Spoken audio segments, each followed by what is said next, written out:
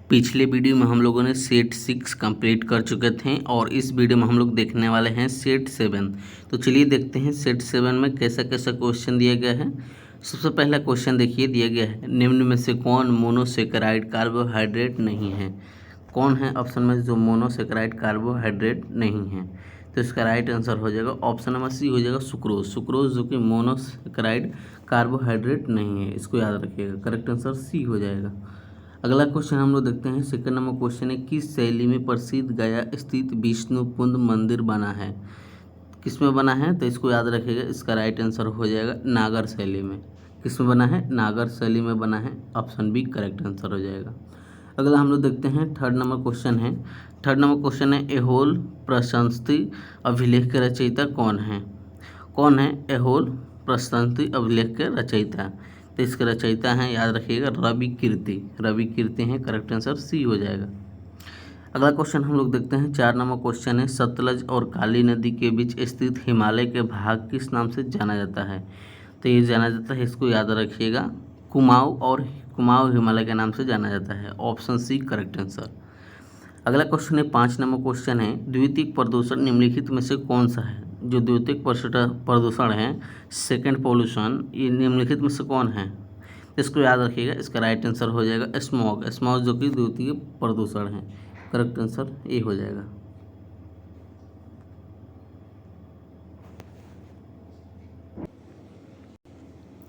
अगला क्वेश्चन हम लोग देखते हैं। 6 नंबर क्वेश्चन है, बथुआ मजदूरी व्यवस्था का निराकरण संविधान के किस अनुच्छेद से संबंधित है?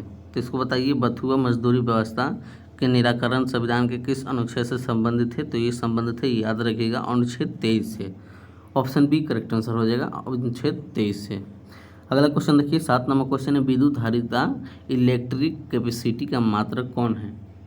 इसका विद्युत धारिता का मात्रक कौन है? तो याद रखिएगा, इसका मात्रक हो जाएगा फैराडे हो जाएगा। क्या हो जाएगा? Faraday. Option A correct answer हो जाएगा। अगला क्वेश्चन देखते हैं। 8 नंबर क्वेश्चन है, यूरेनियम के रेडियोधर्मी विघटन का अंतिम उत्पाद है। कौन है अंतिम उत्पाद? तो याद रखिएगा, इसका राइट आंसर हो जाएगा सीसा। करेक्ट आंसर ए हो जाएगा।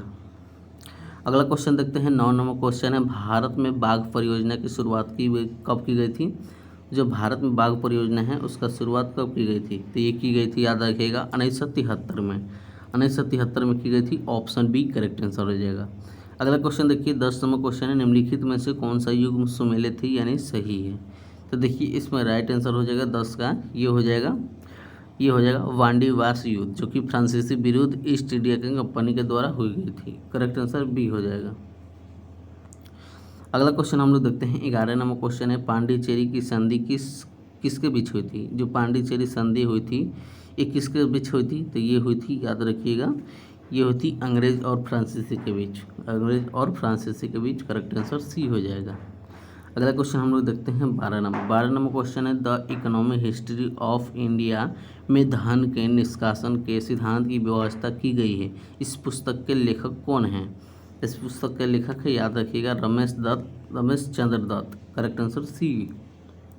अगला क्वेश्चन देखिए, 13 नंबर क्वेश्चन है, दूध निम्नलिखित में से किसका उदाहरण है? जो दूध है वो निम्नलिखित में से किसका उदाहरण है? तो ऑप्शन में देखिए किसका उदाहरण, तो ये उदाहरण है पायस का। याद रखिएगा, पायस का उदाहरण है। Option D. अगला क्वेश्चन देखिए, 14 नंबर क्वेश्चन है, सुपीरियर झील किन दो देशों के बीच स्थित है? जो सुपीरियर झील है वो किन दो देशों के बीच स्थित है?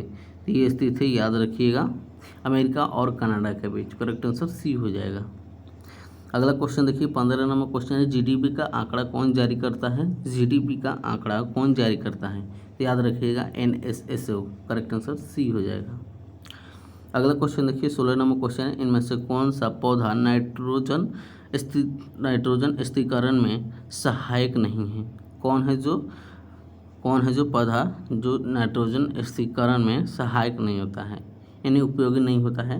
तो देखिए, 16 का राइट आंसर हो जाएगा धान। करेक्ट आंसर डी हो जाएगा, धान। अगला 17 नंबर क्वेश्चन देखिए, 17 नंबर क्वेश्चन देखिए, ट्राइसम योजना निम्न में से किससे संबंधित है? जो ट्राइसम योजना है ये निम्न में से किससे संबंधित है? तो ये संबंधित है, याद रखिएगा, ग्रामीण विकास से। करेक्ट आंसर सी हो जाएगा। अगला क्वेश्चन देखिए, 18 नंबर, निम्नलिखित में से कौन सा देश बाल्टिक देश नहीं है? इसमें देखना है ऑप्शन है बाल्टिक देश कौन सा नहीं है, तो याद रखिएगा इसका राइट आंसर हो जाएगा बेलारूस। बेलारूस हो जाएगा, करेक्ट आंसर बी हो जाएगा। अगला क्वेश्चन देखिए 19 नंबर, आधुनिक भारत का प्रथम राष्ट्रवादी कवि किसे कहा जाता है? तो किसे कहा जाता है? तो ये कहा जाता है, याद रखिएगा, Henry William Derozio. Correct answer C हो जाएगा। अगला क्वेश्चन हम लोग देखते हैं 20 नंबर क्वेश्चन है, कौन व्यक्ति 3 गोलमेज सम्मेलन में उपस्थित नहीं थे? जो कौन, इसमें से ऑप्शन में कौन से व्यक्ति जो तीनों गोलमेज के सम्मेलन में उपस्थित नहीं थे, यानी प्रेजेंट नहीं थे? तो याद रखिएगा इसमें कौन नहीं थे प्रेजेंट? तो Mohammad Ali Jinnah. Correct answer C हो जाएगा, सॉरी ए हो जाएगा। करेक्ट आंसर क्या हो जाएगा? ए हो जाएगा। अगला क्वेश्चन देखिए 21 नंबर क्वेश्चन है, निम्नलिखित में से कौन सा विषय समवर्ती सूची के अंतर्गत नहीं आता है? कौन सा नहीं आता है? तो याद रखिएगा शिक्षा समवर्ती सूची के अंतर्गत नहीं आता है। करेक्ट आंसर ए हो जाएगा। अगला क्वेश्चन देखिए 22 नंबर, जल में वायु का बुलबुला किसकी भांति व्यवहार करता है, यानी किसकी भांति उत्पन्न होता है? तो ये होता है, याद रखिएगा, अवतल लेंस के कारण। करेक्ट आंसर डी हो जाएगा। अगला क्वेश्चन 23 नंबर देखिए, निम्नलिखित में से कौन सुमेलित नहीं है, यानी कौन इसमें सही नहीं है? गलत देखना है इसमें कौन नहीं है, कौन सा गलत है इसमें वही देखना है। तो देखिए 23 का राइट आंसर हो जाएगा डी। जैसे कि देखिए पागलपंथी विद्रोह जो कि मनसून शाह एवं चिरागढ़ इसका साथ नहीं हुआ था, तो ये करेक्ट आंसर इसका डी हो जाएगा। देखिए ये रॉन्ग है इसलिए गलत है, करेक्ट आंसर डी हो जाएगा। चलिए अगला क्वेश्चन 24 नंबर देखते हैं, निम्नलिखित में युद्ध को कालक्रम के अनुसार व्यवस्थित करें। देखिए इसको युद्ध को कालक्रम से व्यवस्थित करना है, इसको लिखना है। तो देखिए इसको क्या हो जाएगा, इसका राइट आंसर हो जाएगा, पहले आ जाएगा। देखिए पहले प्रथम कर्नाटक युद्ध हुआ था, उसके बाद होता है बेदरा युद्ध हुआ था, उसके बाद हुआ था वांडीवास युद्ध, उसके बाद हुआ था प्रथम अलंग मैसूर युद्ध। देखिए ये फर्स्ट हो जाएगा, ये सेकंड हो जाएगा, और ये थर्ड हो जाएगा, और ये फोर्थ हो जाएगा। तो देखिए 2 3 4 है, correct answer D right answer. अगला 25 नंबर क्वेश्चन है, किस बौद्ध संगीति के दौरान अभिधम्म पिटक की रचना की गई थी? तो की गई थी, याद रखिएगा, इसका राइट आंसर हो जाएगा तृतीय बौद्ध संगीति के बाद। करेक्ट आंसर सी हो जाएगा। देखिए ये बौद्ध धर्म से क्वेश्चन लिया गया है। अगला क्वेश्चन हम लोग देखते हैं 26 नंबर, निम्नलिखित घटनाओं का सही कालक्रम फिर वही क्वेश्चन आ गया। तो देखिए इसको कैसे हम लोग करेंगे, तो ये करेंगे। देखिए सबसे पहले हुआ था अगस्त स्त्राव। क्या हुआ था? अगस्त स्त्राव, याद रखिएगा, अगस्त स्त्राव हुआ था। उसके बाद हुआ था व्यक्तिगत सत्याग्रह हुआ था, उसके बाद हुआ था क्रिप्सन मिशन, और हुआ था तीसरा हुआ था ये होता भारत छोड़ो आंदोलन। तो इसको याद रखिएगा, ये हो जाएगा पहला, ये हो जाएगा दूसरा, और ये हो जाएगा तीसरा, और ये चौथा। तो देखिए ऑप्शन ए में दिख रहा होगा, करेक्ट आंसर ए हो जाएगा। अगला क्वेश्चन देखिए 27वां क्वेश्चन है, निम्नलिखित में से कौन सी नदी विषुवत रेखा के 2 बार काटती है? कौन सी नदी है जो विषुवत रेखा को 2 बार काटती है? तो याद रखिएगा कांगो नदी। करेक्ट आंसर बी हो जाएगा। अगला क्वेश्चन हम लोग देखते हैं 28 नंबर क्वेश्चन है, कार्टाजेना प्रोटोकॉल का संबंध किससे है? तो ये संबंध है, याद रखिएगा, जैव सुरक्षा से। किससे है? जैव सुरक्षा से। करेक्ट आंसर डी हो जाएगा। अगला क्वेश्चन हम लोग देखते हैं 29 नंबर क्वेश्चन है, चश्मे के लेंस में किस कांच से बना होता है? चश्मा का जो लेंस होता है वो किस कांच से बना होता है? तो ये बना होता है क्रोकस कांच से। करेक्ट आंसर सी हो जाएगा। अगला क्वेश्चन 30 नंबर है, निम्नलिखित नगरों में किस एक नगर का संबंध महावीर से नहीं है? तो ये किससे संबंधित नहीं है? तो ये हो जाएगा लुम्बिनी, जो कि महावीर से संबंधित नहीं है। करेक्ट आंसर डी हो जाएगा। लुम्बिनी आप लोग पता होगा किसका है, तो लुम्बिनी में बौद्ध धर्म के जो संस्थापक थे महावीर स्वामी, जैन धर्म के थे, ये गौतम बुद्ध थे, उनका जन्म स्थान है लुम्बिनी, याद रखिएगा। अगला क्वेश्चन देखते हैं 31 नंबर। 31वां क्वेश्चन है, निम्नलिखित में कौन सुमेलित नहीं है? देखना है इसमें से कौन सा गलत नहीं है। तो इसमें देखिए ऑप्शन में देखिए डी हो जाएगा, कुलचुरी अजमेर। करेक्ट आंसर डी हो जाएगा राइट आंसर। अगला देखिए 32 नंबर, मोडेरा सूर्य मंदिर किस राज्य में स्थित है? तो स्थित है, याद रखिएगा, गुजरात में मोढेरा शिव मंदिर स्थित है, सूर्य मंदिर। करेक्ट आंसर बी हो जाएगा। अगला क्वेश्चन देखिए, 33वां क्वेश्चन है, निम्नलिखित में कौन सुमेलित नहीं है। फिर वही क्वेश्चन आ गया, कौन गलत है। तो देखिए ये गलत हो जाएगा, इसमें ऑप्शन सी हो जाएगा, महजरनामा, चूँकि 1878 में नहीं हुआ था। इसका राइट आंसर सी हो जाएगा। अगला क्वेश्चन हम लोग देखते हैं। अगला 34 नंबर क्वेश्चन है। 34 नंबर क्वेश्चन बोल रहा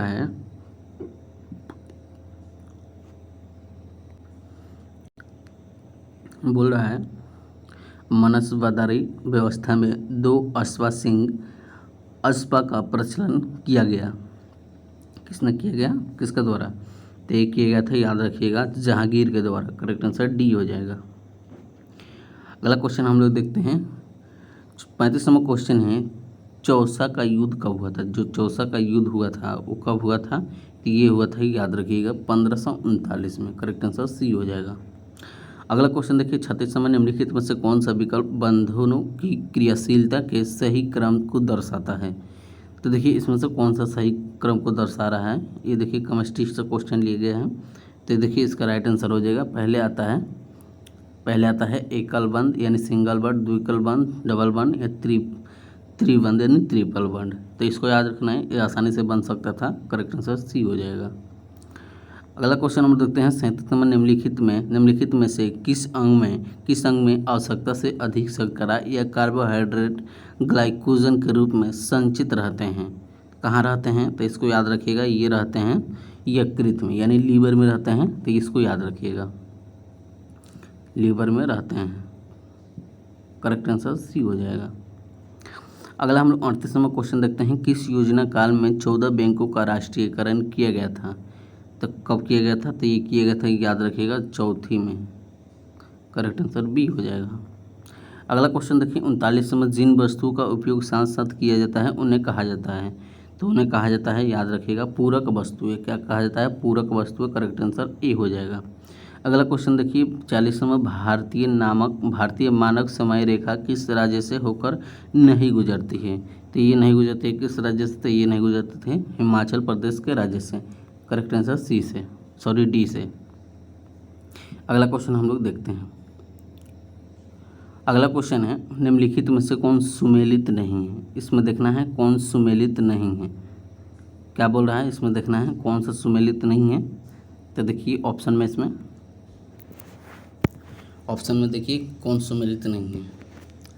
तो इसका 41 का राइट आंसर हो जाएगा सी। देखिए बामडीला उत्तराखंड। करेक्ट आंसर ये हो जाएगा, जो कि ये सुमेलित नहीं है, गलत है, इसलिए इसका सी हो जाएगा, ऑप्शन सी करेक्ट आंसर।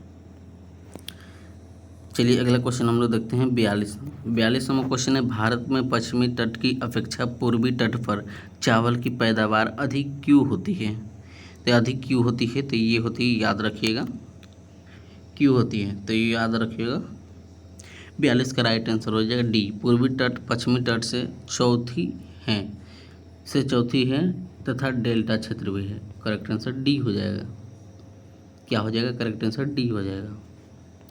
अगला क्वेश्चन देखते हैं हम लोग 43 नंबर, केंद्र और राज्य विधायी संबंध संविधान के किस भाग में उपबंध किया है। तो ये क्या है, याद रखिएगा, 43 का राइट आंसर हो जाएगा ये भाग 11 में। Correct answer B. अगला क्वेश्चन देखते हैं।